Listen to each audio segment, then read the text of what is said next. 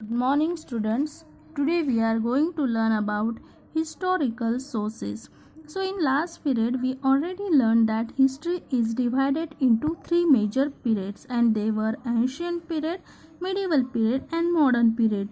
So in this year we are going to study about medieval period. So there are number of historical sources which helps us a lot in drawing a clear picture of this period, and these historical sources we can divide it into two main types, and they are archaeological source and literary source. So archaeological source means whatever source are available, they are not written, so we called it archaeological source. So first one, in the archaeological sources we can include ancient monuments, buildings, inscriptions and coins. So first one, ancient buildings. So ancient buildings we can include in these temples like Khajuraho, Bhuvaneshwar and Konark, Mount Abu, etc. Second one, mosque. So in the mosque we can include Jama Masjid and Moti Masjid, etc. Third one, fort. So in fort, Red Fort and Tughlaqabad Fort, Chittor Fort, Agra Fort, Gwalior Fort, etc. Next one, pillars. So in pillars, Qutub Minars can include. Next one, palaces. So that is Jaisalmer, Jaipur and Jodhpur, etc.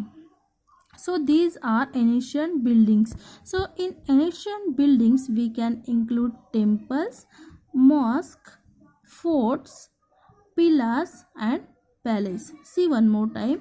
In ancient buildings, temples, mosque, forts, pillars and palace can give us important information about medieval period.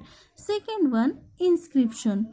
So in inscription, stones or plates of copper provide important information about temples, important events, important dates, the personal qualities of the rulers, mutual relations of different rulers. Next one, specimens art, then administration of specific ruler, and next one, the empire of certain rulers. So all this information we can get from inscription. See one more time, inscription in that stones or plates of copper provide important information about temples, important events, important dates and the personal qualities of the rulers and administration of that ruler, then mature relations of different rulers, about specimens of art and the empire of certain rulers. So this all information we can get from inscription. Next one, coins. So coins play important role in history. So these coins give us information about certain important historical events.